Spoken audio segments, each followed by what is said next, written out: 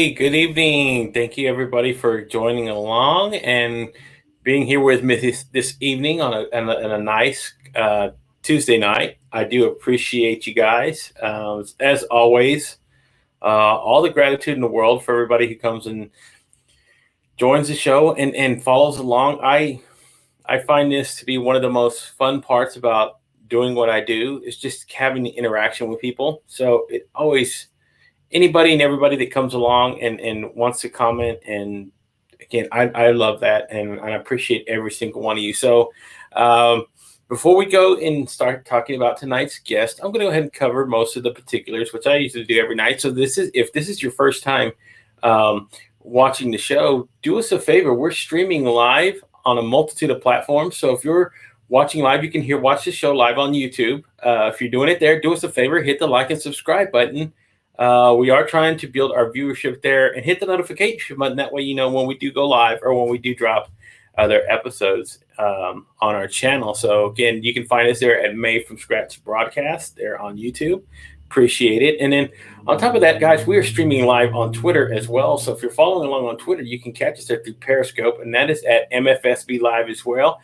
You can drop in your comments there. We can actually interact with them while we're going through the show. So check us out on Twitter if you're following along there. We also stream live on Facebook. You can follow us on our Facebook page at Made from Scratch Broadcast as well. Same sort of deal. You can catch us live. You can also drop in the comments. We can interact there. I do appreciate everybody that follows along on Facebook and join the group there as well. I would really appreciate it. And then on top of that, we are streaming live on our website. And of course, oh yes, I almost forgot one of my favorite platforms. We're actually streaming live on LinkedIn. So if you go to my LinkedIn page, which is Gabriel Eel there, you can catch and follow along. And, you can interact with the comments. Like I already have people commenting. So hello, Beth Crosby. She's saying hello from South Carolina. I appreciate you. Thank you for following along. So, and again, go to the website.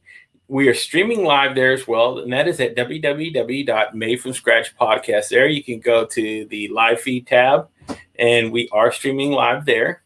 And you can also check out a lot of our past episodes.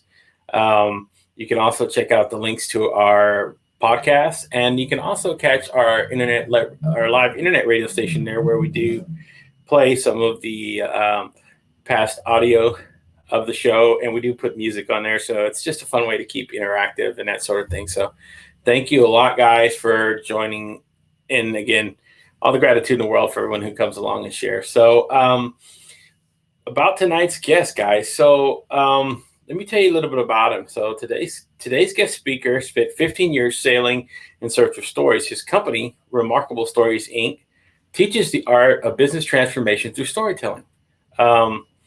If you want to say it, share it, or sell it, bring him the story. He'll help you tell it.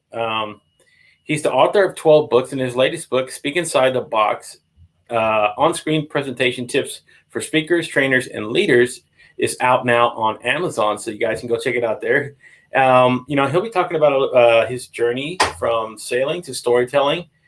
He's going to be sharing some of his valuable business communication tips and showing us how to connect and engage from the virtual stage. So, guys, I appreciate it. Again, everybody, do me a favor. Help me welcome to the show award-winning speaker, author, graphic designer, transatlantic sailor, and a pretty good jazz player, guys. If you don't know that as well, and I want to ask him about that, please welcome Dave Bricker to the show, everybody. Hey, Dave, how are you doing there? Just barely perfect. How you doing, Gabriel? It's a pleasure to be here this evening.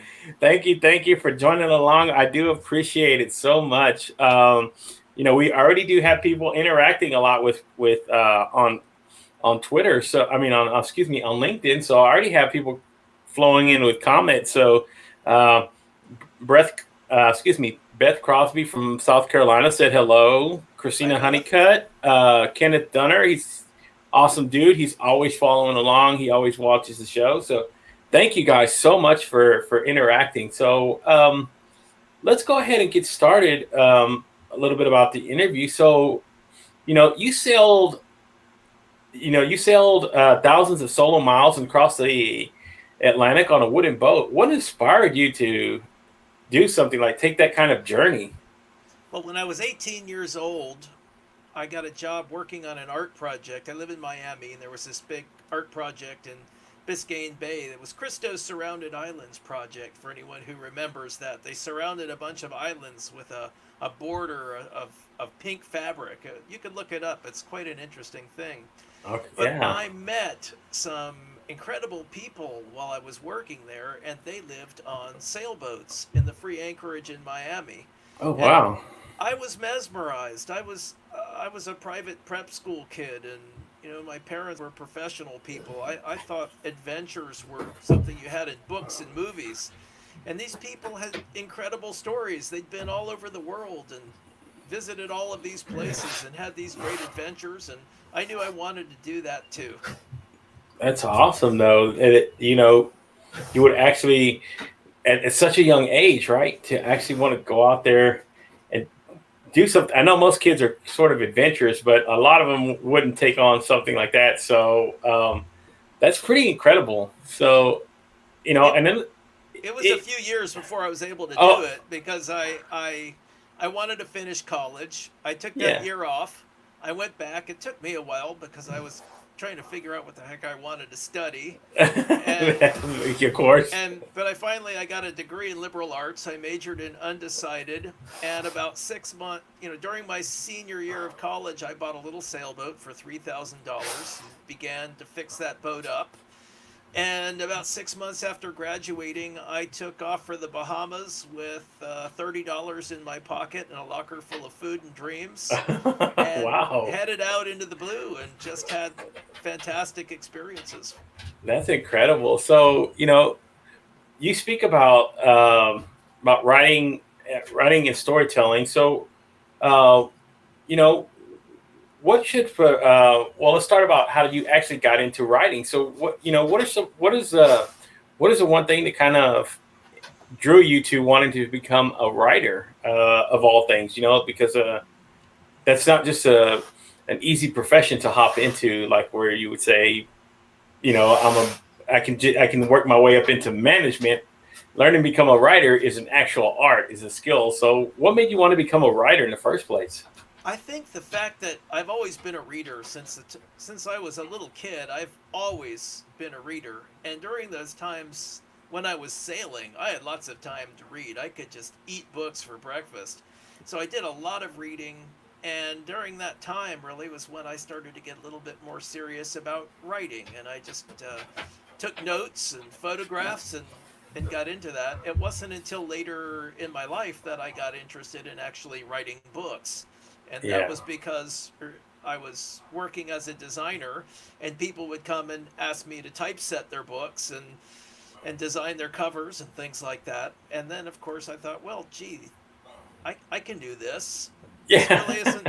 I mean, what's the big deal? So I started writing, and I wrote a couple of novels, the three novels to begin with, and then did a sailing memoir, and then thought, well, that's fun, but it's kind of artsy. Let's find some books that are a little bit more practical.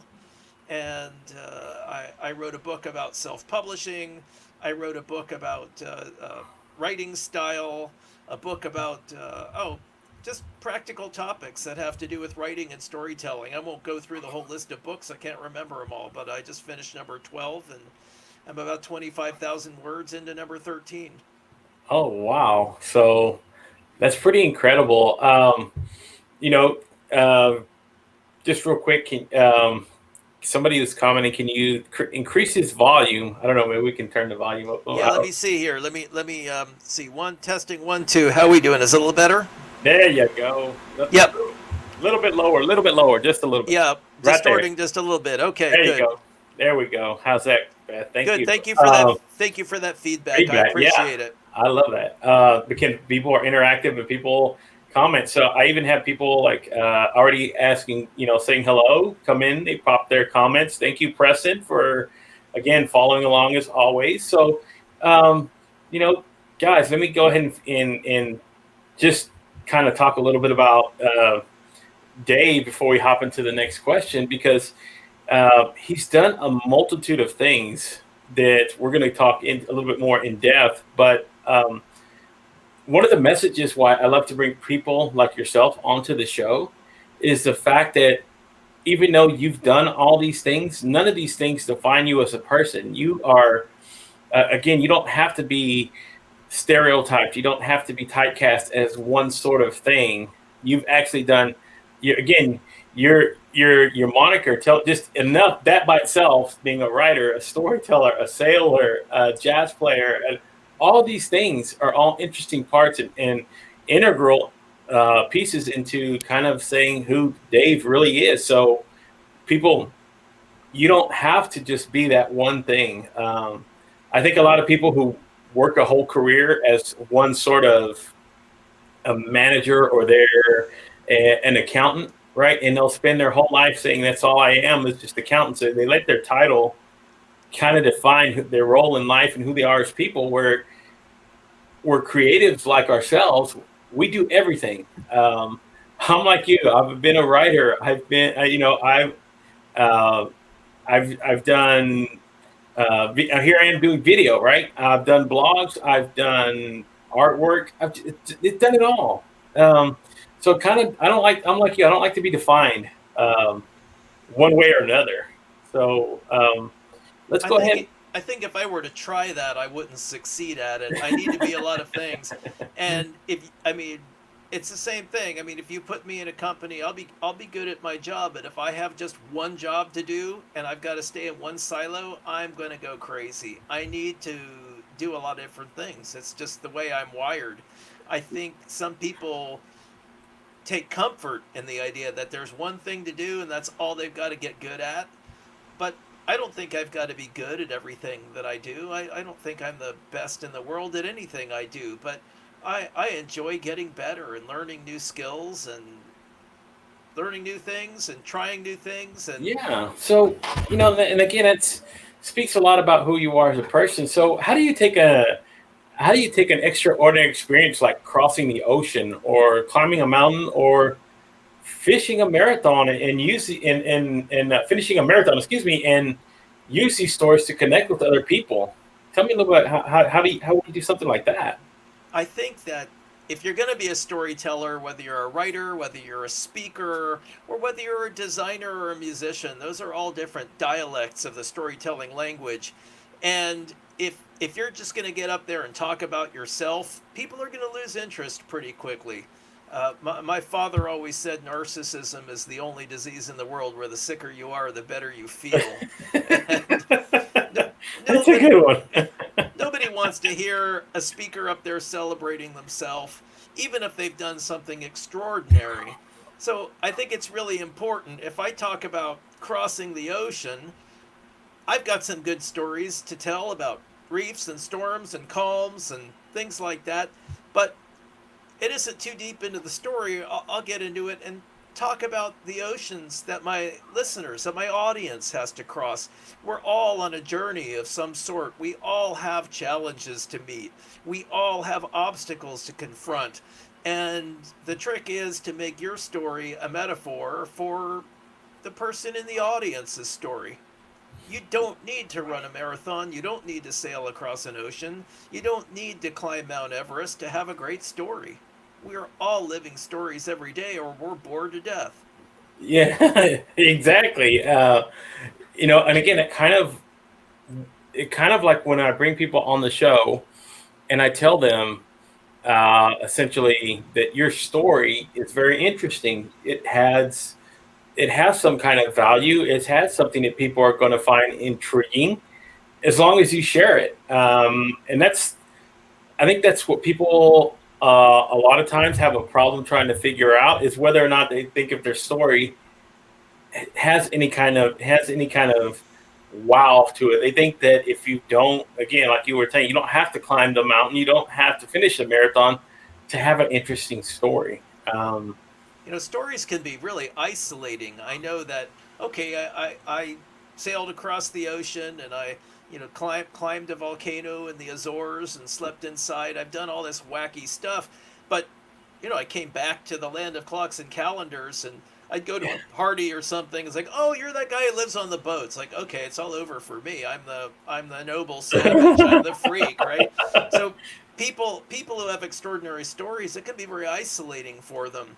And again, I carried my stories around for 20 years before I wrote them down and started to share them. And the way I did it was I put them in the service of other people. And like I said, everybody's on a journey of some sort. Everybody runs aground. Everybody needs to learn to trust their compass. Everybody needs to learn that whatever happens on your boat is your fault no matter who screwed it up. And there's plenty of great lessons to be gotten from those stories. And then they become everybody's stories. Yeah. So, and it kind of one of the things that, you know, everybody kind of focuses on, right? Is, I mean, does the story have to be 100% true? I mean, where do you draw the line with storytelling? But again, it's your boat, it's your story, right? You're the captain, so you're kind of got to lead the direction of where everything's going. And again, this is the fun part about creativity. Um, you can make any story up in your mind and share it with the world, and people at some point will find it and they'll find value in it. And you might go, well, it wasn't true. Well, it's not the fact that it's not true. It's the fact that what it meant, how it resonated, what the message was that people found it. Again, because um, you know, you can find books that have messages, but are uh, are false. You couldn't believe it if it was reality. But since it's fiction, you can create and go in any direction and still add a message to it. Like one of my favorite books is The Alchemist by Paulo Coelho, and it is a great message book. The story is kind of out there, but again, it's the message. It's what's important, and I think that's what I love about creative writers, storytellers, people who create. That's kind of like the theory behind my show. So every idea, every story, every business starts from scratch. Um, so that's where I came from the title from, made from scratch. Yeah.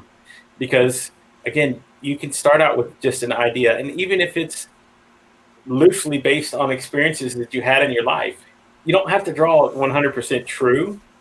So I love the fact that you talk about that and you share those things. And you know, when you do, let's just say whenever somebody comes to you who is looking for a writing coach and somebody kind of guide them in writing a book, what advice would you give somebody like that who wants to share a story, but again is kind of unsure whether or not they should add all the details of their lives if it's loosely based on something, an experience that they've had?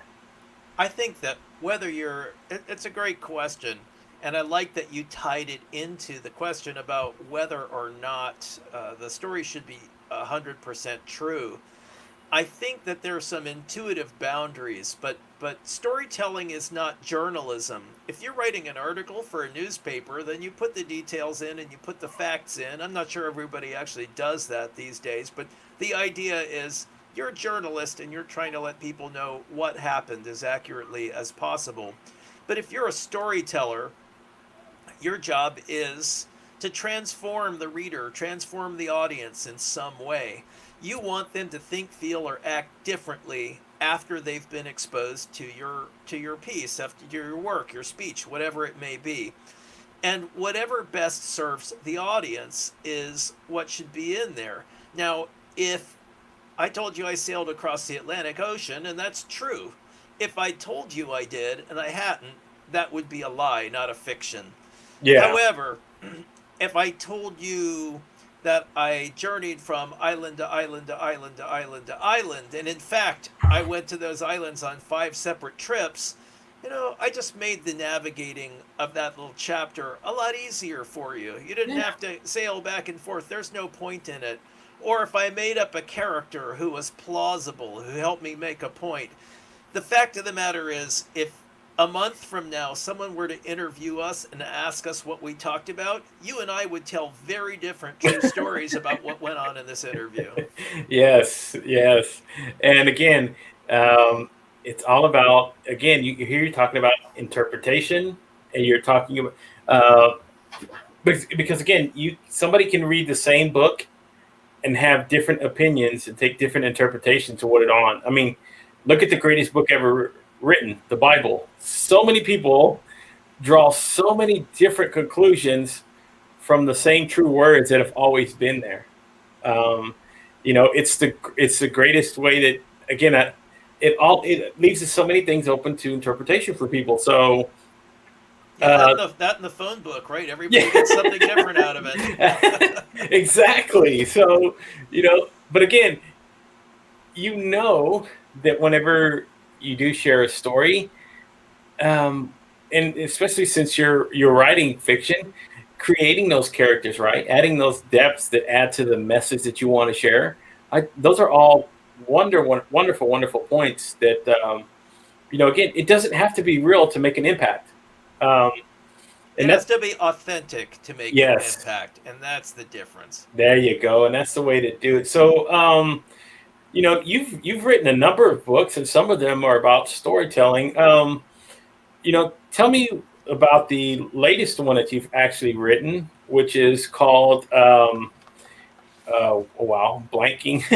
It's called Speak inside the box. Speak Yes. Inside the Box. A So little brightly lit here. It's a, but you, tell us a little bit about that, because again, it's a very timely book, and um, it's something that a lot of people can actually use right now because of what we're actually going through and how we're actually having to adapt to this new world. So tell us a little bit more about the book. Well, I've got a background in professional speaking. I am a member of the National Speakers Association and have been speaking for some time. And not just speaking, I love this whole idea of presentation skills, of storytelling, and helping people learn to tell stories, whether they're telling it on a big stage or telling it in a conference room or telling it to a prospective customer. This whole idea of storytelling and not just what you say, but how you say it has always fascinated me. And I was in the middle of writing a book. It's going to be called That Other Book on Public Speaking because there are so many of them. And of course, I've got a little different take on it. And then the COVID 19 hit and everybody went on lockdown. And I thought, okay, it's the meeting industry apocalypse. All the speaking gigs have dried up, all the conferences, all the meetings, everything is gone. And we're all going home to work on Zoom and WebEx and all of these different video conferencing tools. And I thought, I've got all this material, and it's time for me to stay a page ahead of the class anyway and learn what I can. And I started writing and researching and writing and researching because I thought, look, it's great if I can share this with the world, but I got to save my own butt too. I need to learn about Yeah. green screens and cameras and microphones and it's this endless journey, right? But and then I'd get on a Zoom meeting and I'd see that people were dark and people were blurry and people had bad color, and I thought, these are the same people who spent $600 on a pair of heels or a sport jacket, and these things are now hanging in the closet, and they need to spend that same money on some lights and a better camera and a good microphone because this is the new black in business fashion. People need to look good on camera, and it's a shift. And a lot of Yeah. people are sitting around waiting for the future to turn back into the past. So I thought, I'm going to write a simple guide. I'm not going to go into all the nitty gritty details because if I mention a particular piece of software or technology, 2 months from now, it's going to all be different. But I just go through the basics. What do you need to know to look good in a video conference? What do you need to know about green screen basics? What do you need to know about studio lights and how to light yourself and how to light your room? And then again, if you're a professional speaker, how do you build a virtual stage without spending thousands of dollars? Especially, you can't get a carpenter to come to your house. Yeah. You can't go to the lumber store and buy plywood. I mean, everything's shut down. So, what can you do with your camcorder and a couple of gadgets? Cheap, and that's basically what the book is about. And if you look on the front of my website, I've got 3 videos I've shot on my virtual stage, and it looks like I'm on a stage with a big screen behind me, and Yeah. it's just It's smoke and mirrors. It's I think that as conferences return and people want to have meetings again, they're going to be face-to-face meetings, but there's going to be a virtual component. I think the hybrid model is here to stay, and if I can deliver that big stage experience from my little studio here in Miami and not have to get on a plane and not have to deal with airports, there's a reason they call those places terminals, Yeah. and just I'd rather work right here. Yeah. So I did it for myself, and I thought, well, there's an audience for this, and it'd be great if I make a few bucks about on it. But independent books don't make a lot of money unless you're very lucky. It really is a matter of creating credibility for yourself, being the person who wrote the book on your subject. Yeah. So, and again, this forum of creating video, creating all these things, um, it has no limitations, kind of like writing.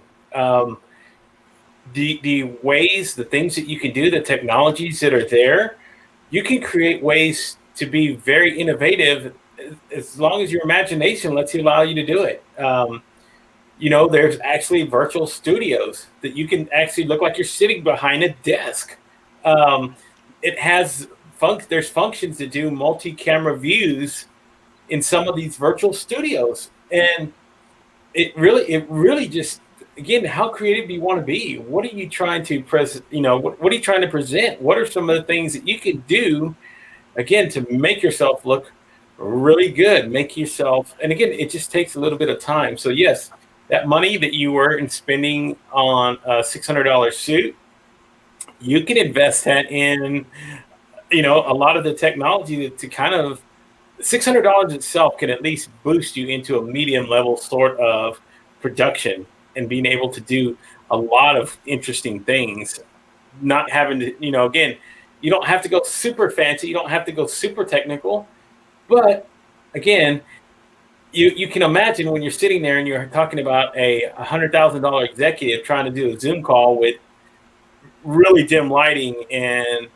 again, bad background noise and all this other stuff, where if you would have just taken a little time, a little effort, again, you can bring that across. It's pretty amazing what you can do with technology now, and all the tools, everything that you need, everything that you want is out there. And for some people, um, who do have the expendable money, you throw a little bit of money into this sort of video production sort of thing, man, you can create, your options there are limitless, with what you can do. Well, you can So go full Pixar if you want. yeah, The sky's the limit. But the good news is you don't have to. I think a yeah, simple green screen, a couple of lights, and I'm still experimenting with the best position for lights and things. But this is working. And then I'm thinking there's some really innovative, very affordable solutions. Like you can get a DJI Osmo gimbal for your phone, yes, and that's got tracking software on it. So what you can do is you can shoot video, and as you move around your virtual stage, that camera is going to actually follow you with a close-up shot. So maybe you've got a camera doing you from the waist up or the knees up, and you got another camera on close-up that's literally moving around, following you as you move, and then there are devices where you can automate the camera switching, and your computer just sees the whole thing as a webcam. It's fantastic what you can do, and I don't have a lot of that gear, but I'm always figuring out how can I put stuff together where I can deliver a bigger and better experience. Connect and yeah, engage from the virtual stage. And then, of course, it all comes back to you've got all this technology, but you have to know how to use your voice. You have to yes. know how to pause. You have to know how to use your big voice and then get quiet and draw people so they lean over in their chairs. And the way that we use our voice and our body, we're more limited, especially if we're sitting in a chair. Yeah, But all of these presentation skills now matter more than ever. And this is how we influence decision makers. This is how we get people to pay attention to us. Yeah, and again, you you can be as a just as you are with your storytelling. You can be just as imaginative with the presentation that goes along with it. So if you wanted to create a whole production, you could. And again, it does start with your story, right? It does start with the way you do things, and there's certain small little techniques, little things that you can do. You don't have to spend thousands of dollars, but little things that make a little difference. So, um, underneath me, like I have here, I have a small light. Let me show everybody. Here it is. Take it out. Right. So to kind of illuminate a little bit from underneath, and this is advice that I got from a guy who used to be a lighting gaffer, who I've had on my show. He goes, "You need to use a light to kind of illuminate your face a little bit underneath. You do have a reflection." I said, "Oh wow, thank you." Um, he kind of walked me through it, and same sort of deal though. He was kind of like very similar to yourself, Dave. He's a ghostwriter, but he worked 15 years in theater production and doing that sort of background. So he kind of was sharing with me, "Hey, I like." I like the things that you're doing. He gave me a few tips here and there, and I go, "Oh, okay, cool, thank you." Um, Well, but I can't show you my light that's facing me, but I've got an LED panel that's about 5 by 7 inches, a yeah, little panel, and it's on one of its lowest settings. And all it does is it gives me a gentle fill so I don't get hot spots on my forehead and my nose and things like that. And you're gonna laugh at this. It's good to have a side light. It accents the yeah. shadows and things. Now this is a light I bought a long time ago. This is a joke. It's this little. See if we can get it in front of the camera. It's oop, going the wrong way. Yeah. So it's this little LED light, and it's Oh super yeah. bright. What you're seeing here is this is a paper towel that's folded over about 4 times and wrapped around there, and it creates a diffusion screen for that otherwise blinding light, and it works. It's a perfect little fill light. I think I paid $20 for a pair of those things a long time ago before I knew anything about lighting, and of course I couldn't use them because they would blind me. Yeah. So there it is. It's a cheapo LED lamp with a paper towel on it. But and then I can pull in beside me. I've got these big And softbox also it's lamps, and yeah. they're not even on right now. But behind me is a 9 foot roll of green screen Screen, paper, yeah. and I can pull it down in front of my bookcase and then crank it back up.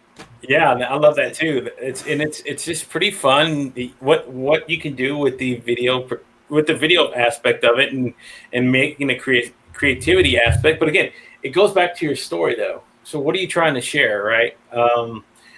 What do you want people to what's the story that you're telling? How do you want it to resonate with people? How do you want it to connect? How do you want it to come across? And hopefully what's the impact that you'll have sharing what you have to share when you're speaking with somebody? Because I do have a lot of people who've done who are public speakers or did do public speaking before all of this happened. So that sort of deal. So I kind of asked them the same sort of questions. Well, what are you doing now to kind of like not only keep your skills up to par, but also what are some of the things that you're trying to add to what you can do?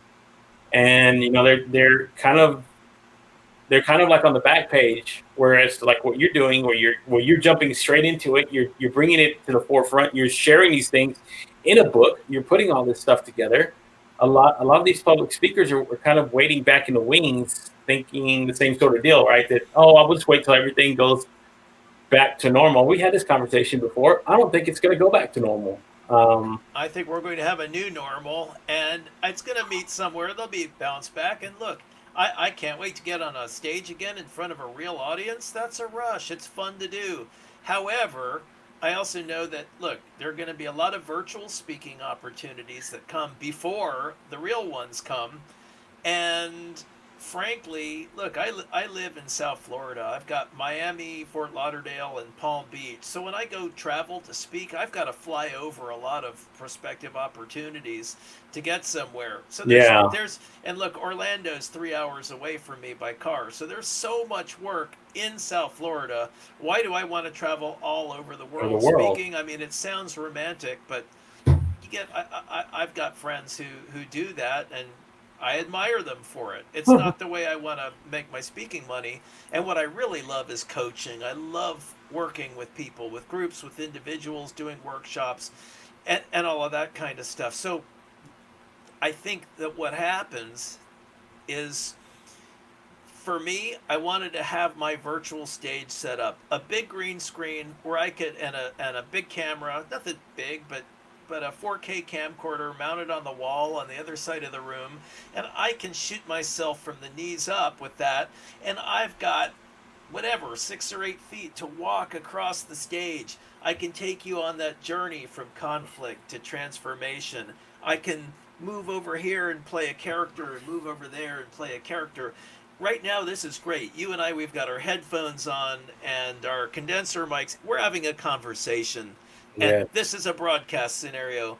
But I wanted a scenario where if I'm speaking, that I can use my body, I can use my voice, I can use my face, I can come close to the camera, I can come back away from the camera, and I can use my presentation skills to transform that audience. Yeah, and again, it there's a lot of things that people really have to learn about it, because again, you can actually kill somebody's ear tones coming and speaking right into the mic, and again, learning that sort of balance, um, knowing what to say, how to say it.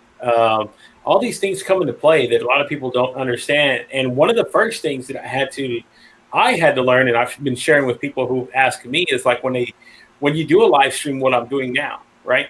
Um, there are a few particulars that go into doing a live stream, and number one is, you know, using the camera that you're going to use. How high of a stream are you going to try to use? If you're using 4K resolution, there's certain particulars like upload your bandwidth, your upload speed, that are going to play into what you're doing. So the higher the resolution, the more bandwidth you're going to need to keep that live stream and upload those really high quality videos.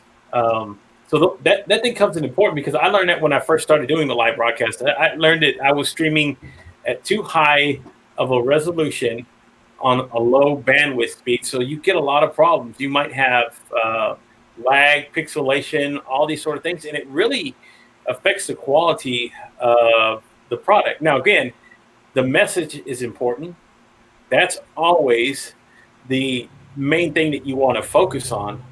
But if these little things like what you see, where there is pixelation, there is drag, kind of interrupt that message, then that might turn off a few people, where it would connect with them if it was just a really great crisp picture, uh, really great lighting, the whole thing. All those sort of things go into play. So um, And let me pivot for just a minute, because yeah, I wonder if some of our listeners aren't thinking, okay, these guys are off in the technical weeds all of a sudden, and no, I thought this was, I'm a little scared, because this is scary stuff for a lot of people. But the fact of the matter is, if you embrace this, you learn it, and you learn it just by experimenting. You learn it by streaming at too high a bit rate and wondering why your signal doesn't look good. And then you go into YouTube University and you get a little schooling, and somebody's there with a fantastic video that tells you how yes, to do it.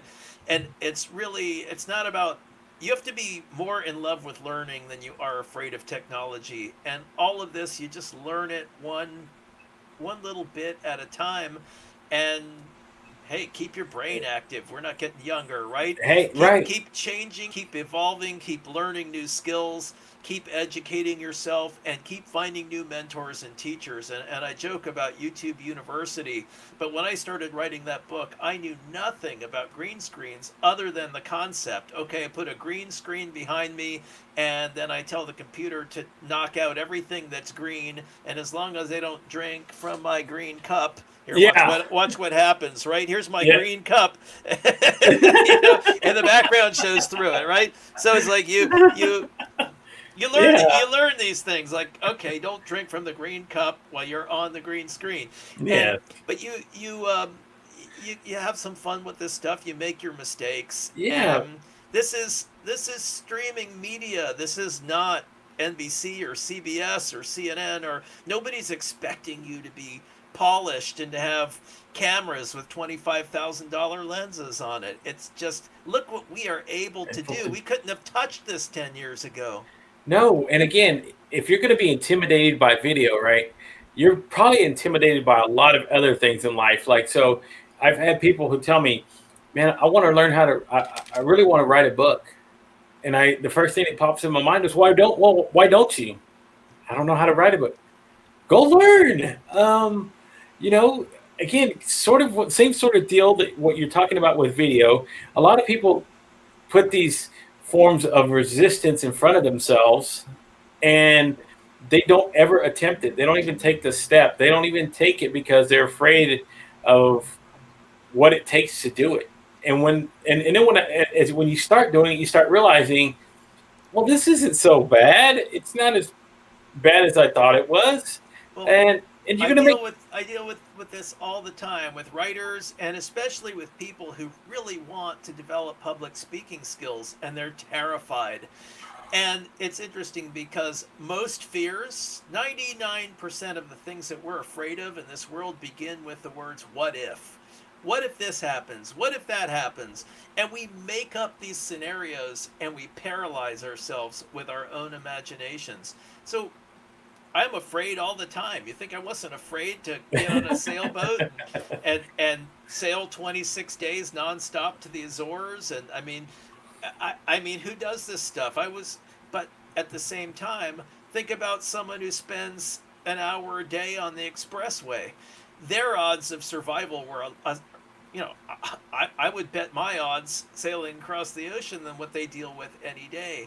So it's not rational, but okay, so you get out and you join Toastmasters and you do your icebreaker speech, your first speech, and let's say you get up there and you freeze. Well, yeah, so what? It's a public speaking organization that's there to support you, and everybody will clap for you and say, why don't you come back in a couple of weeks? Try it again. Thank you for being here. yeah, And so it's not like, oh, you better get through your speech without dropping a line or we're going to shoot you. yeah. Nothing's going to happen to you. You're You going to know, be fine. and let me tell you, this is a confession I'm making, and I've made this confession on the air before. I do have a fear of public speaking. Funny enough that I'm doing this, right? Well, welcome to being normal. I have a fear of public speaking. So that was one of the things that I wanted to do before all of this hit, right? Is I wanted to go conquer that fear of standing on the stage and talking, because I again wanted to reach out. I wanted to learn how to motivate people, become a motivational speaker, share inspiration, that sort of thing. But the only way that I was going to go do that was, of course, being on stage, being in front of people, and being able to talk. So I had planned to do some of these things before all this shut down. And but again, it's one of the things that's on my list to do. And I was even thinking about joining Toastmasters myself, so that I would have to go. I want to go conquer this fear. I want to go stand in front of a stage and talk to people. Well, Um, Toastmasters is a wonderful organization. It's great. I think of it as my speaker gym. And there you you go. get snobby people, and it's the equivalent of like, oh well, I'm already in shape. What do I need the gym for? But but Yeah, they start. It's a great program. They start you off with just an icebreaker speech. They're all short speeches, and they give you different exercises depending on what path you want to go on: a leadership path, a storytelling path, a communications path, a humor path, whatever it is. And you start off with the basics and you go through. They give you assignments, you get evaluated, and I'll tell you, just by going to Toastmasters over the past 3 years, I have either given or listened to and evaluated over 500 short speeches. You do Wow. not get that education anywhere else. Wow. And I got to tell No. you, some of my best lessons have come from people. It was their first or second time there. They knew nothing about speaking, but something I said hit them. Maybe not in the right way, but there's the environment where they came up to me and said, "Dave, you know, I loved your ending. I loved how you finished your speech. And then instead of just leaving the stage, you started putting your laptop away and took the projector off the stage. And when you went from being this amazing presenter to being your own roadie, you lost it for me." I learned an Oh, important lesson, wow. right? Like, okay, you come on strong. You don't. And you see this at meetings too. You people like, okay, before we start the meeting, I want to show you. Okay, I'm going to put you in breakout rooms, and I want to. There's a button on your upper right for speaker view or gallery view, and da da da da da da da. And this speaker's doing all of this stuff, and then like, okay, now we're going to start. Well, try to hook an audience after you've done all of this. You've been an usher at your own show. Once you've shown everybody their seat, you're going to get on stage and expect people to treat you like a star. No, so all of this stuff translate. I call it breaking the fifth wall. And Wow. the fourth wall, I just published a blog post about that today on my storysailing.com site. But think about this idea that a stage has four walls: the three walls in back and beside you, and the invisible wall between the audience. And so if you're watching a movie, usually the character doesn't look. And Yeah. maybe in a funny movie, the character turns and looks at the camera and says, "Well, what do you think?" They've Yeah. broken the fourth And wall. wow. That those and now when you're a public speaker, it's all fourth wall theater, right? You're talking to the audience, but there's the fifth wall, and what I call the fifth wall is when you say, "Okay, Gladys is telling me I've only got 3 minutes left, so it's time to wrap it up." Yeah. "Oh, I'm sorry, I'm having some problems with my slide remote." Don't Yeah. tell the audience that. You're making their problems your problem. "Oh, I'm Yeah. sorry, I'm running late." Don't apologize. Just get on with the show. Don't break the fifth wall. And I did that when I thought I was being so polite and taking all my crap off the stage so the next speaker could come up. No, there's a Toastmaster there. There's an MC whose job it is to prep the stage for the next performer. Let them do it. You're not asking them to clean up some sort of horrible mess. Yeah. And it's these kinds of tips that make the difference in terms of how are you going to engage the audience or not. Yeah. How many people come on stage and, "Hey, is this on? Can you hear me?" No, Wow. Let's come no, on, man. no. You just missed. Instead of, have you ever wanted to imagine a world where, something where you're immediately Yeah. grabbing people with a question or a statistic? Did you know that 78.4% of statistics are made up on the spot?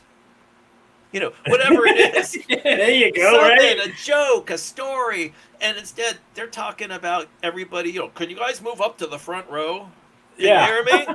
Or my favorite is, "Good morning. I Yeah. can't hear you," and everyone's like, "Oh God, another one of these clowns." Yeah. But it's an art form. It's a performance art, and you learn it. And Toastmasters is a great place to get the basics of that. And then there's the National Speakers Association it's a professional association for people who are a little bit more experienced, but they do have a speaker academy. They've got chapters in a lot of states, and it's a marvelous organization. Wow. And um this It's is the the NSA that talks, not the NSA that listens. yeah. There you go. So this is such an interesting aspect about what you can do, what you can go out and learn to do. Um, and this forum that I've created and share with people offers me opportunities. Here's one right now. I would just kind of interest me, right? Um, if you can see the comment, she says, "You're welcome to join the Brickell Toastmasters here. We love guests virtually and in person." So, And what? Zainab is a dear friend of mine, and so thank you for tuning in, Zainab. It's always great to see you. Yeah. So, gosh, that's one I'm gonna have to bite on because again, this is the part of what I was telling people that getting on video. is no challenge, or not a challenge. It's not as scary as intimidating as you think it is. So for me, this is going to be the same thing. So if I'm telling people jump on the video, go ahead and do it, I have to take my own advice, right, and go, okay. So people, I will be joining Toastmasters now. You're seeing it on this episode. You'll be able to go back and mark it episode 46. I'm going to be doing, because again, I want to learn how to do public speaking. I'm like you, I want to learn. So if anybody wants to throw anything my way when it comes to learning, I'm like a sponge right now. I absorb it, I take it in, I evaluate it, and then I start implementing the things that kind of fit into my own style and my personality. And I love this. Again, and I love that that you're sharing all your passions out there with writing and coaching and public speaking with people, because again, there's some, I mean, I've already had like close to 40, 50 comments on LinkedIn where people are just, talking about what we're doing here. And, even on YouTube. So Preston had to run a while ago, but he's going to follow with the rest of the program. Preston, good to see you. Thanks for showing up. Appreciate you, buddy. Again, this is the fun part. It makes it interactive. So I want to be able to put my fears out there, and it puts me in a form of being accountable for what I want to go conquer. And I do want. Think about it rationally. What's going to happen to you what's the worst case scenario? You go to Toastmasters and you work on a speech and you think you're ready and you're not, and you screw it up. Well, okay, big deal. That's the safe. It's like, yeah, you're there to learn to walk on the tightrope, but there's a net there, and the tightrope is an inch off the ground. So stop scaring yourself and go do it. And you know what? It's fun. Yeah. And what happens? I've never jumped out of an airplane. I know a lot of people who have and like to do that. It's just never been on my bucket list. But, right. But people, they've done a study, and the first time people jump out of an airplane and they're standing in the doorway and they're thinking, oh my God, I can't believe I'm going to do this. I am really scared. And if you measure the cortisol level, the stress hormone level, it's pretty high, as you can imagine. Now you come back and you take someone who's done it 50 times because they love it. If you measure the cortisol level, it's the same. But it's that dopamine level, it's that expectation of that rush they're going to feel when they start falling and get to terminal velocity and feel that they're floating, and there's that view and that feeling and that cool air, and they're excited, but the stress level is the same. So if you're afraid of public speaking, congratulations, you're normal. But guess what? You're not going to get hurt. Now, you might get hurt jumping out of an airplane. You got to be really talented to get hurt.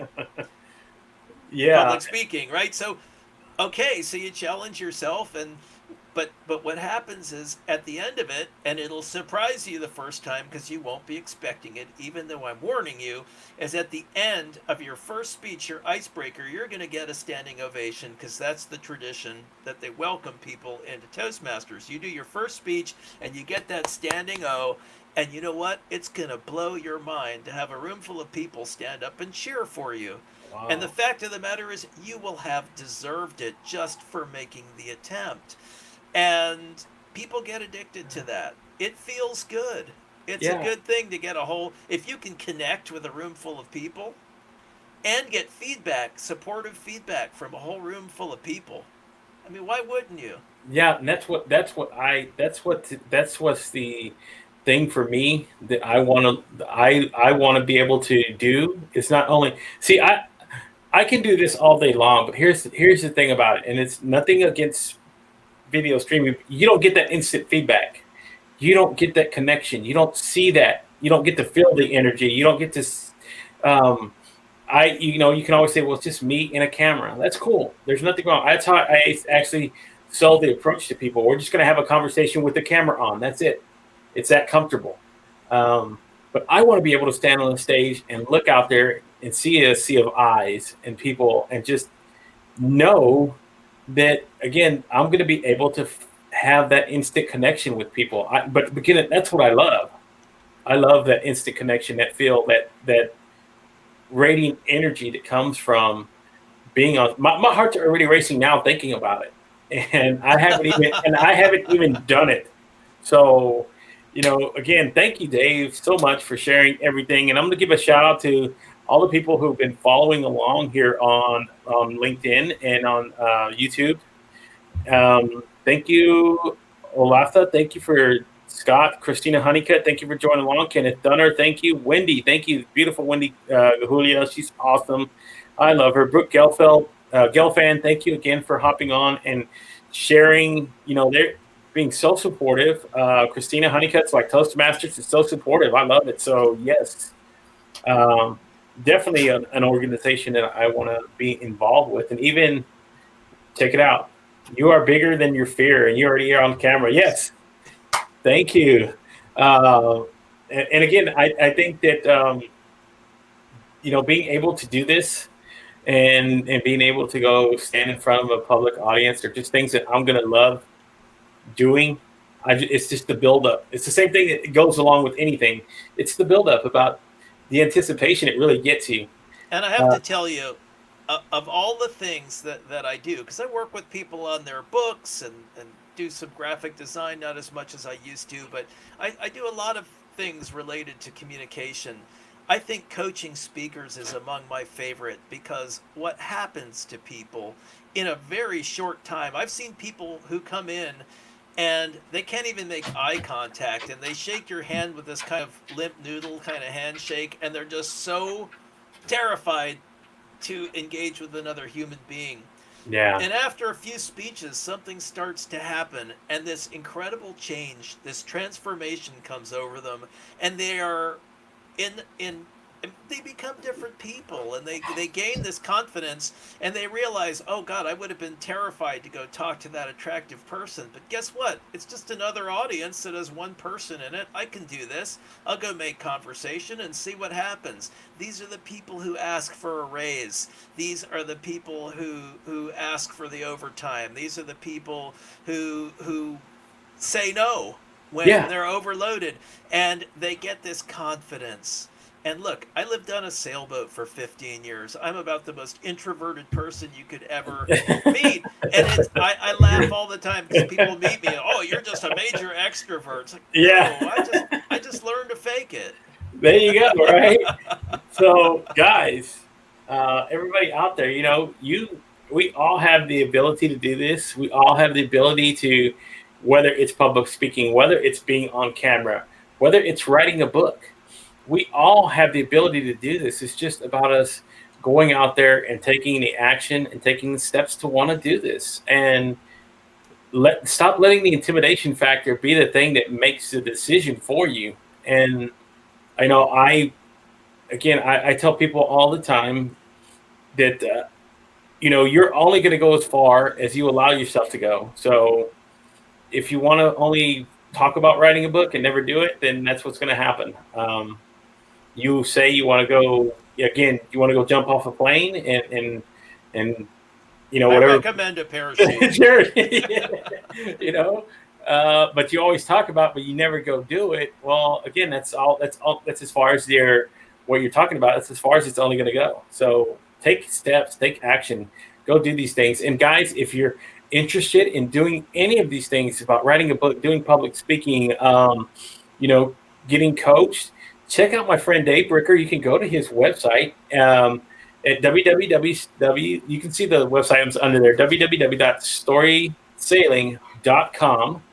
He's got lots of links on there. You can also go find the links to his books, his coaching, his blog, his videos are all up there on his website. It's pretty interactive. I really like it. I like the layout of it. So check it out, man. Dave's an awesome guy. And again, he's also helping people come into the video age who really need help. So guys, again, thank you so much for coming on. We've been on for an hour, Dave, and it doesn't even seem like it. We can go on a little bit longer. No, it's been a great ride. I've enjoyed it. Thanks so much for having me on. It's just been a pleasure. All right, guys. Well, I'll see you again tomorrow night, 7 o'clock, same time, with my guest, Rusta Somers. He'll be on, and we're going to be talking about all the interesting things that he's doing. He's a former musician now who's also getting out into the public forum. So we're going to share his story. It's a little bit interesting, and I love talking to those creative people like that. So thanks again, Dave. Guys, go check out his website. Thank you guys for everybody who came on the show, everybody who was interacting online. See you tomorrow night, 7 o'clock, guys. Remember, practice safe social distancing, wash your hands, do all the things they're asking you to do. We're all going to get through this together. It's going to take a little bit of time, but we're getting there, folks. So and floss every day. There you go. Have a great evening. Bye. Bye, everybody.